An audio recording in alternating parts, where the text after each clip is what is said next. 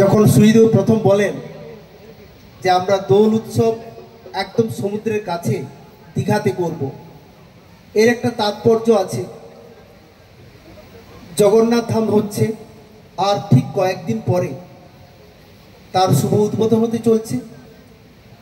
ফলে এটাকে কেন্দ্র করে যদি দীঘাতে আমরা একটা দোল উৎসব করি, উৎসব তো মানুষের জন্য, যেখানে শুধু আমরা নয়, আমাদের রাজ্যে বিভিন্ন প্রান্ত থেকে যে সকল পর্যটকরা আসছেন তাদের কথা ভেবেও যদি আমরা একটা অনুষ্ঠান করি, আমাদের সংস্কৃতি কৃষ্টি যদি তুলে ধরার সুযোগ পাই, তাহলে এটা কিন্তু আমাদের প্রেস ক্লাবের পক্ষ থেকে একটা বড় উদ্যোগ হবে। আমি সঙ্গে সঙ্গে বলি, হ্যাঁ আপনারা এগোন, আপনার কাজটা করুন। আমি এখানকার যারা পর্যটকরা আসছেন আমি তাদের বলবো, আপনাদের কেমন লাগছে আজকের এই সন্ধ্যা? ভালো লাগছে? দেখুন, আগে দোল উৎসব মানে আমাদের সবার মনে পড়তো কোথায়? শান্তিনিকেতন। আজকে শান্তিনিকেতন আস্তে আস্তে অনেক বছর ধরে যেন কেমন একটা হয়ে যাচ্ছে, অনেকে হচ্ছে না, অনেক টাইমই করছে না। ফলে আমি বলবো, যদি আপনাদের সবার উৎসাহ থাকে, আগ্রহ থাকে, স্বতঃস্ফূর্ত অংশগ্রহণ থাকে, পশ্চিমবঙ্গে কিন্তু এই দীঘার সৈকতে দোল উৎসব একদিন সবার মনে স্থান করে নেবে। সেই স্থান করে নেওয়ার জন্য আমাদের পূর্ব মেদিনীপুর জেলার প্রেস ক্লাবের সকল যারা সদস্যা যারা প্রতিনিয়ত ভাবেন, সবার কথা ভাবেন। আপনারা শুধু প্রেস ক্লাবের মেম্বার মানে শুধু কিন্তু সাংবাদিক নন। আমি দেখেছি আপনারা যেমন খবর সংগ্রহ করেন, খবর তুলে ধরেন, আমাদের সমালোচনা করেন, আমাদেরকে দেখিয়ে দেন কোথায় কোথায় ভুল হচ্ছে, কোথায় করা দরকার। আমি আপনাদের কাছে সত্যি ঋণী যে আপনারা সত্যি আমাদের চোখে সেগুলো ধরিয়ে দেন। তার সঙ্গে সমাজের বিভিন্ন প্রান্তের পিছিয়ে পড়া মানুষ, যার এক্ষুনি হসপিটালে ভর্তি হতে হবে, অ্যাডমিশনটা দরকার, কারো স্কুলে অ্যাডমিশন দরকার, কারো স্কুলের কোনো প্রবলেম হচ্ছে, যেভাবে আপনারা বলেন আমি আপনাদের সত্যি ধন্যবাদ, কৃতজ্ঞতা জানাই।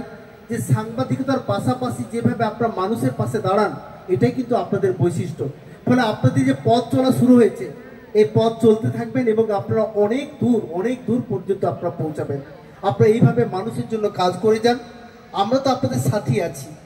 আর এই প্রেস ক্লাব মাননীয় মুখ্যমন্ত্রী ঠিক 2022 সালে এপ্রিল মাসে এটা কিন্তু উদ্বোধন করেছিলেন।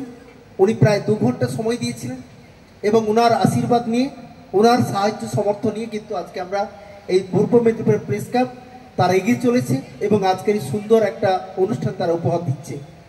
আজকে হোলির দিন, রঙের দিন। এই দোল উৎসব মানে মানুষের মনের উৎসব।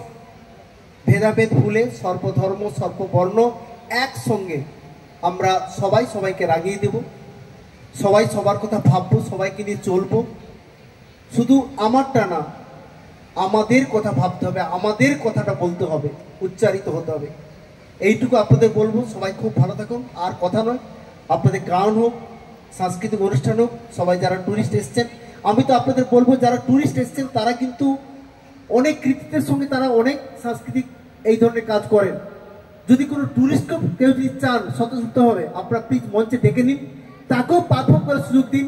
আমরা তাদের গান শুনি, তাদের কথা শুনি, শুধু আমাদের কথা নয়, ওনাদের কথা শুনতে চাই। আর ট্যুরিস্টদের বলবো, আপনারা আসুন, দীঘা আপনার জায়গা, এটা আপনার বাড়ি, বারে বারে আপনারা আসুন। আমরা চেষ্টা করছি দীঘাকে সাজানোর জন্য, শুধু আপনাদের চাই।